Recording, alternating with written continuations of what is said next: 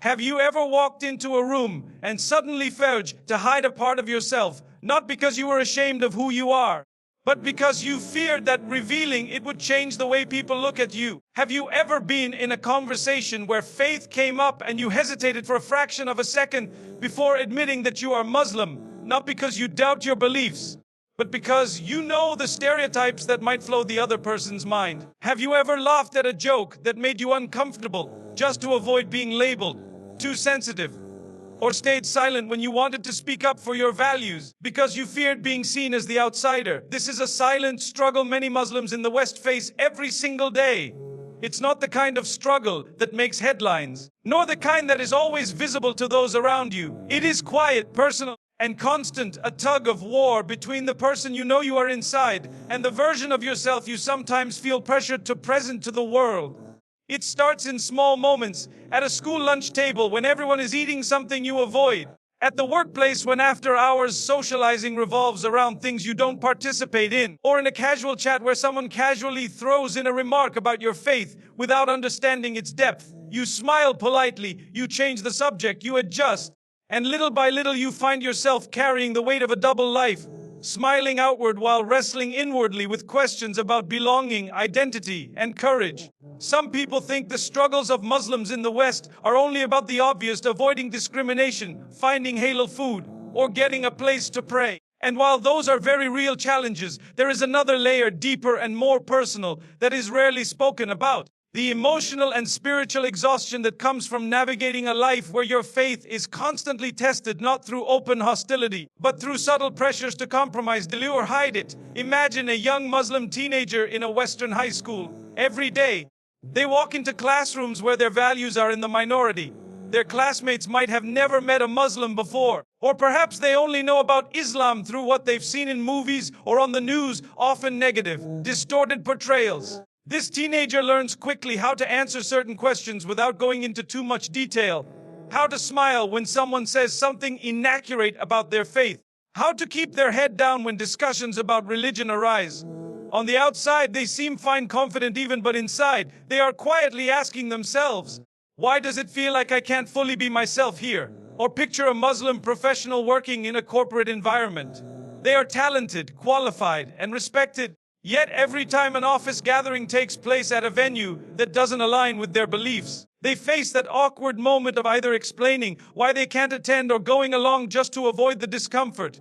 It might seem like a small thing to outsiders, but for the believer, these moments add up. They chip away at the sense of ease one feels in their own skin. And it's not always about what people say, sometimes it's about what they don't say.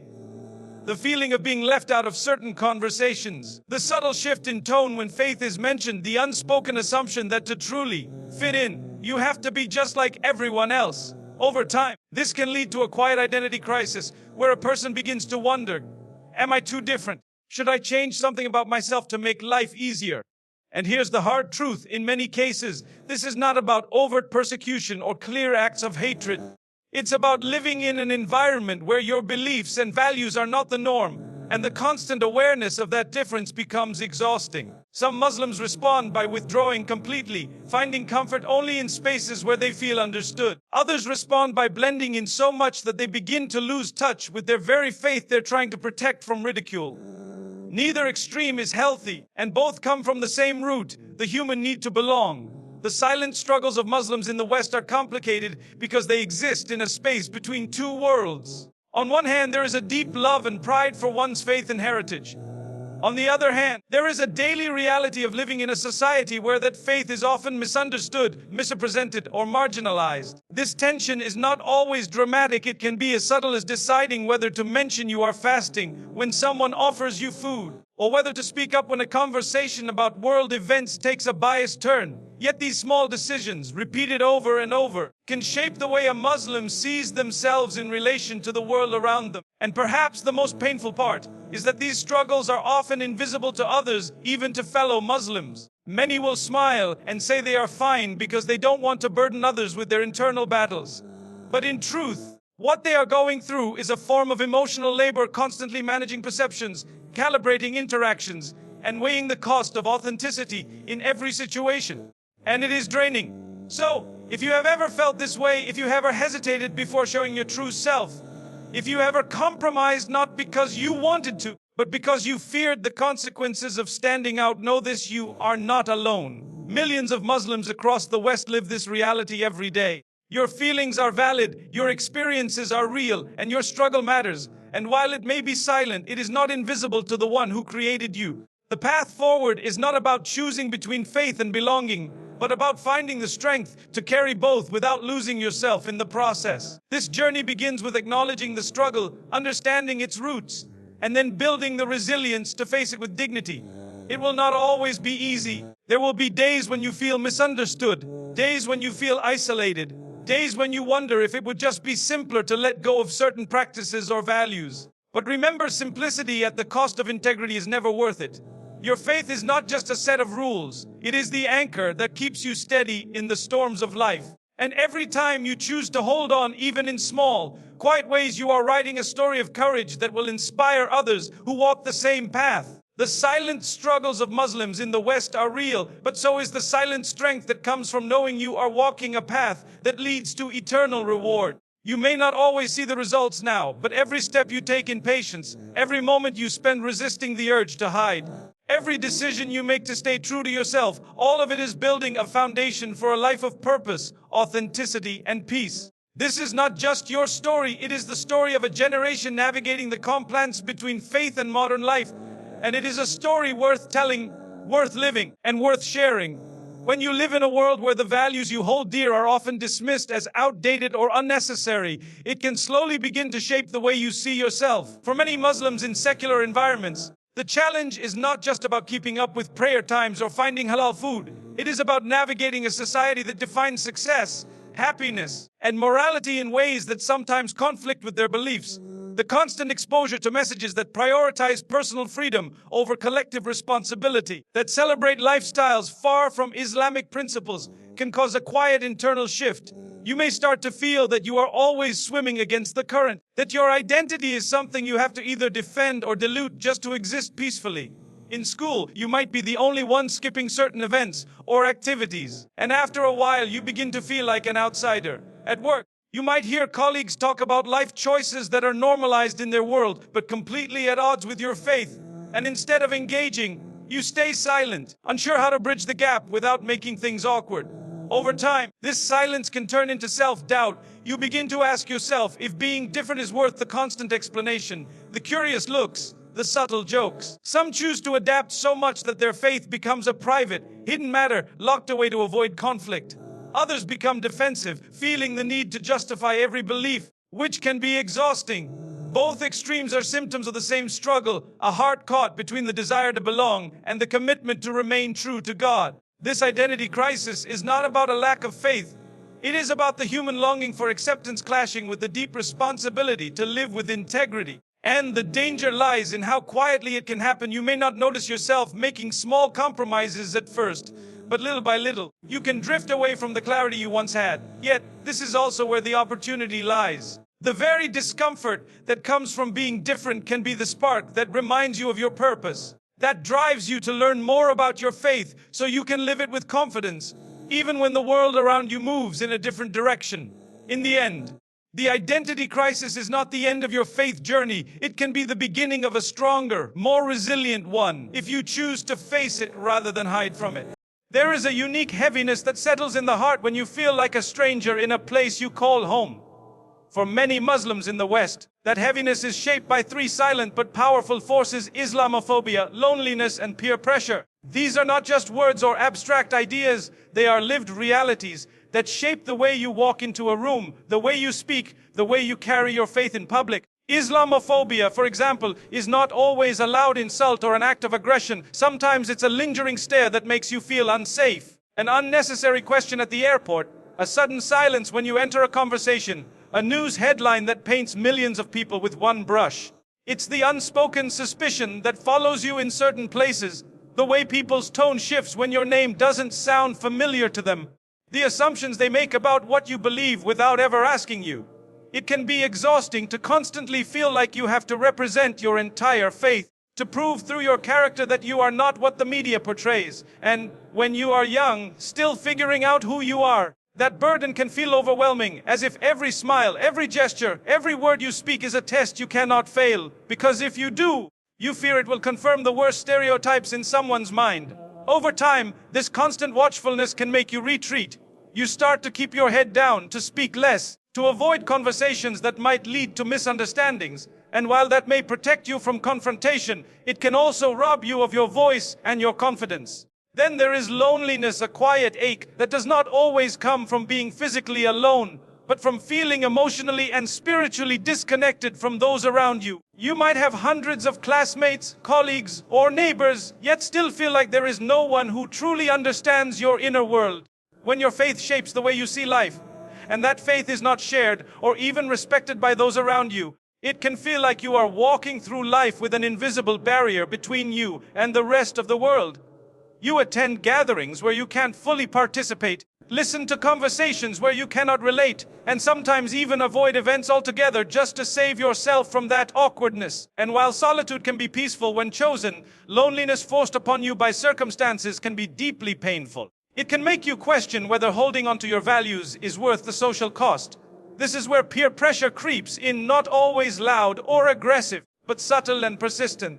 It's in the casual invitation to join an activity you know is not right for you, in the raised eyebrow when you decline, in the teasing remark meant as a joke, but carrying the weight of disapproval. It's in the moment you are offered something you do not consume, and the room falls silent, waiting for your explanation. Peer pressure does not always look like someone forcing you to do wrong. Often it looks like the fear of losing friendships, opportunities, or acceptance if you don't go along with the crowd.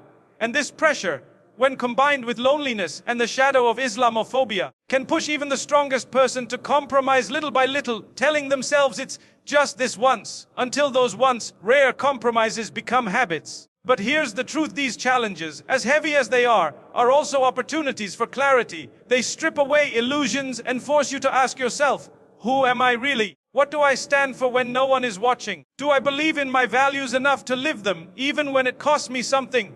Every time you face Islamophobia and choose patience over anger, you are building inner strength. Every time you feel loneliness and use it as a chance to connect with your Creator, you are turning isolation into intimacy with the one who never leaves you. Every time you resist peer pressure, even in small ways, you are proving to yourself that your worth is not defined by other people's approval. None of this is easy. There will be days when you feel misunderstood, when you wish you could blend in just to escape the constant weight of being different. But remember this: the very struggles you face are shaping you into someone who can walk into any room, any conversation, any challenge, with a quiet confidence that comes from knowing you are living in a way that pleases the one who matters most. People may misjudge you, exclude you, or pressure you, but they cannot take away your faith unless you hand it to them. And the beauty of holding on is that one day you will look back and realize that every awkward moment, every lonely night, every test of your resolve was not just a hardship, it was a step in the journey that made you who you are. You are not weak for feeling the weight of these challenges. You are strong for carrying them with dignity. You are not alone in facing them. Millions of your brothers and sisters share your struggle, even if they do not speak about it openly. And you are not forgotten. The one who sees every tear, every sigh, every silent prayer is preparing something for you far greater than the acceptance of this world. So hold your head high, not in arrogance, but in gratitude, for every challenge is a chance to grow. And every moment you choose faith over fear is a victory that no amount of prejudice, isolation, or pressure can erase. When life feels heavy, when the world seems to misunderstand you, when your heart aches from the quiet struggles you carry alone, there is something profoundly healing about knowing you do not have to walk that road by yourself. As Muslims in the West, we often underestimate just how much strength we gain from having a community, not just a group of people who share the same label of faith, but a living, breathing family of believers who understand your values, your joys, and your trials without you needing to explain every detail. Community is more than a social network. It is a safe space where you can be yourself without fear of judgment for holding on to your faith. It is where the sight of someone standing shoulder to shoulder with you in prayer reminds you that you are not alone in this journey. It is the warmth of being greeted with genuine care, the relief of knowing there are people who will check on you when you've been absent, the comfort of seeing someone else navigating the same challenges you face, and realizing that your struggles are shared, not unique. Imagine a young Muslim in a small town who feels isolated in school or at work, and then one day, they walk into a local mosque or an Islamic center and meet others who have walked that same lonely path. Suddenly, the feeling of being an outsider begins to fade, replaced by a sense of belonging that is not based on how well you fit into the dominant culture, but on the fact that you are part of something timeless and beautiful, the brotherhood and sisterhood of faith. This sense of community can transform your life. It gives you a place to learn, to share your story, to be supported in your efforts to live authentically as a Muslim in a world that often encourages the opposite.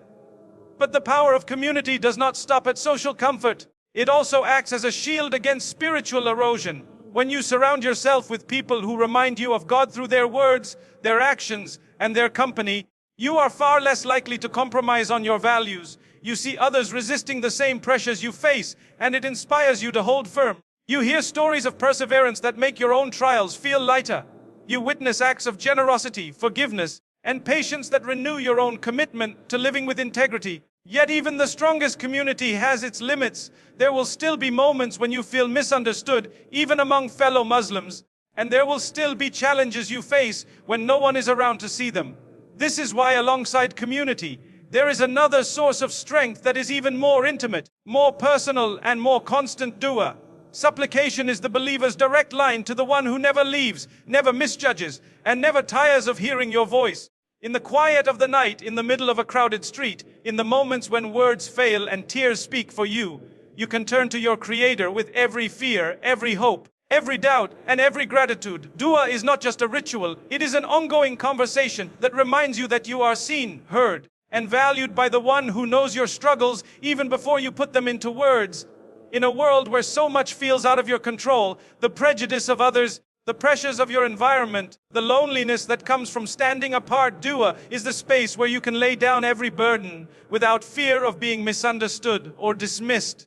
It is where you can ask for strength when you feel weak, for guidance when you feel lost, for peace when your heart is restless. And the beauty of dua is that you do not have to wait for the perfect moment, the perfect words, or the perfect setting. You can call out in the depths of your exhaustion, in the middle of your commute, while standing at your desk, or while lying in bed before sleep. Your Creator is always near, always listening, always ready to respond in ways that are best for you, even if the answer comes in a form you do not expect. Together, community and dua form a powerful partnership. Community strengthens your outer world, giving you visible reminders that you belong, while dua strengthens your inner world, giving you invisible reserves of patience, hope, and courage. Some of the most resilient Muslims in the West are those who have learned to draw deeply from both. They attend gatherings where faith is nurtured. They build friendships based on mutual reminders of God, and they regularly pour their hearts out in private conversations with their Lord. This combination creates a resilience that cannot be easily shaken by the storms of life. And here is the remarkable thing: when you commit to being part of a supportive community and to maintaining your connection with God through dua, you not only find strength for yourself, but you also become a source of strength for others. Your presence, your encouragement, your listening ear, your quiet prayers for someone else's well-being, all of these can be lifelines for someone else who is struggling silently. You become part of the chain that keeps faith alive in hearts that might otherwise have faltered. In this way, your own challenges become a means of service, and your own healing becomes a source of healing for others. So if you are feeling the weight of life in a secular environment, do not carry it alone. Seek out your people, even if you have to start small, even if it is just one friend who shares your values, and nurture that bond. Show up for each other, pray for each other, celebrate each other's victories however small, and hold each other steady in moments of weakness. And alongside that, never stop turning to the one who understands you better than you understand yourself. Let your dua be constant, let it be raw and honest. Let it be the place where you renew your hope when the world tries to drain it from you. Because in the end, the combination of a strong community around you and a strong connection above you is one of the greatest protections you can have.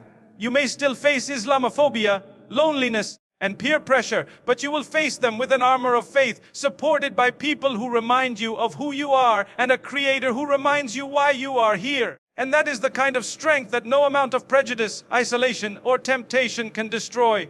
Sometimes the most powerful lessons do not come from lectures or books, but from seeing the way real people live their faith through trials. When you watch someone face hardship and still choose patience, when you see them stand firm in their beliefs despite relentless pressure to compromise, it plants a seed of courage in your own heart. The resilience of Muslims in the West is written in countless untold stories of quiet victories that never make the news, but are recorded in the sight of the one who sees all. Take, for example, the story of a young woman who accepted Islam while living in a small town where there was no mosque, no visible Muslim community, and no one to guide her except online resources and the occasional phone call with a mentor. When she wore the headscarf for the first time, she faced a wave of whispers, stares, and even open hostility. Her family told her it was a phase, her friends slowly distanced themselves, and strangers made cruel assumptions about her intelligence and freedom. It would have been easy for her to remove it just to feel safe, just to be accepted again. But she made a choice, not out of stubbornness, but out of love for the one who guided her to the truth. She learned to walk with her head held high, to answer questions with calmness, to smile even when someone's eyes were filled with suspicion. Over the years, her resilience inspired others, and eventually, she started a small study circle in her home, planting the seeds of a Muslim community where there had been none. Or consider the story of a father who migrated to the West to provide a better life for his children. He worked long hours in a factory, often facing casual racism and constant jokes about his accent every day. He battled the fear that his children would lose their connection to their faith in a world that offered them 1,000 temptations. Instead of retreating into bitterness, he became actively involved in their lives, teaching them prayer, sharing stories of the prophets, taking them to community gatherings, and explaining the wisdom behind the values they were raised with. Years later, his children not only held on to their faith, became active in helping other young Muslims navigate the same challenges. His quiet consistency had built a legacy that would outlive him. Then there is the story of a university student surrounded by a culture where drinking, partying, and casual relationships were the norm. Invitations came constantly, and each refusal was met with either confusion or mockery. At first, she felt lonely, watching others bond over activities she could not join. But instead of giving in, she found alternative ways to connect, joining clubs, volunteering, inviting friends to wholesome gatherings. Over time, her sincerity won respect, even from those who initially laughed at her boundaries. She became known not just for what she avoided, but for the kindness, reliability, and peace she brought into every friendship. In her own way, she showed that being different did not mean being alone. Resilience can also be seen in the story of a convert who faced the ultimate test when his own parents threatened to cut ties unless he left Islam. Torn between the love of his family and the truth he had embraced, he chose to remain firm in his faith while still honoring his parents with respect and care. For years, the relationship was tense, but he never responded with anger. Eventually, his patience softened their hearts, and while they did not accept his beliefs, they accepted him. His example teaches that resilience is not always about fighting loudly. Sometimes it is about enduring quietly, with grace. And there are countless others. The woman who continues to wear modest clothing despite constant workplace pressure to dress differently. The man who refuses unethical business practices even when it costs him promotions. The teenager who prays in an empty classroom during lunch while others play outside. The elderly couple who turn their living room into a small prayer space for neighbors because the nearest mosque is too far. These stories matter because they show that resilience is not reserved for the exceptionally strong or the publicly recognized. It is built through everyday choices, through the decision to do what is right even when no one is watching. What unites all of these examples is a deep conviction that faith is worth protecting, that the pleasure of God outweighs the fleeting approval of people. The beautiful truth is that resilience is contagious. When one person stands firm, it gives courage to another. When one person chooses integrity over compromise, it sets a silent example that ripples through families, communities, and generations. Perhaps you have met someone like this in your own life, someone whose consistency and quiet strength made you feel proud to share the same faith. Or perhaps, without realizing it, you have been that person for someone else. Every time you choose to hold on to your values in a world that pulls you in the opposite direction, you are writing your own chapter in this book of resilience.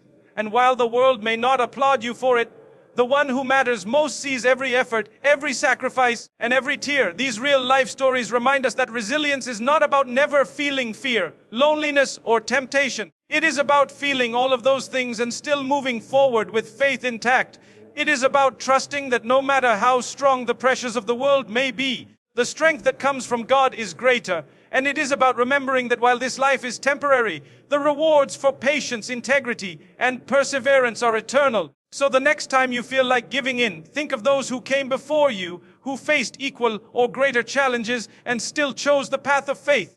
Let their stories strengthen yours, and let your story be the one that strengthens someone else. It is important to remember that no matter how silent our struggles may feel, they are not invisible to the one who created us. The moments when you sit alone in your room, wiping away tears, unsure if anyone would understand what you're going through, those moments are seen by the Almighty. He is closer to you than anyone else could be, and He understands the pain that words cannot express. This awareness is a powerful anchor when living in an environment where your faith feels like a constant uphill battle. The Prophet taught us that the hearts of believers are tested the most, and the most beloved to the Almighty are those who endure with patience. This means that your struggles are not signs of weakness, but of a higher purpose being carved into your soul.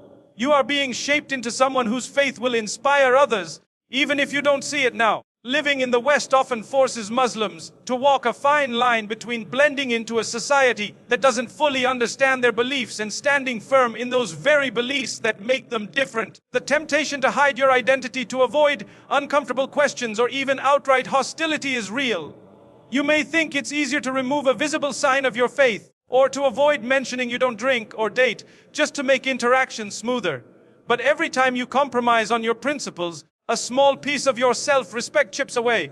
The struggle here is not just about keeping religious practices alive, but about holding on to the dignity that comes from being unapologetically who you are. Strength in identity doesn't mean arrogance. It means having quiet confidence in the truth you follow, even when you stand alone. One way to overcome this is to cultivate internal pride in your faith. Not pride that looks down on others, but pride that makes you stand a little taller when someone questions your choices. If a colleague asks why you don't join in after work drinking, instead of awkward silence or deflection, you can confidently say, "I have chosen a lifestyle that avoids alcohol because I believe it's better for me spiritually and physically." This turns an uncomfortable moment into a silent dua, where you share your values without preaching. It's these small acts of courage, repeated over time, that reinforce your inner resilience. You will find that some people respect you even more for sticking to your principles, and you might even inspire someone to rethink their own habits.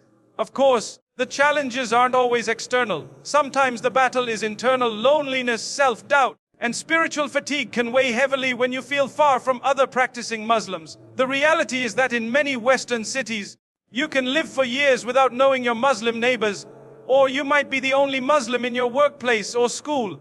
This isolation can slowly erode your sense of belonging, making you question whether it's worth holding on to something that seems to separate you from everyone else. This is why actively seeking out community is essential.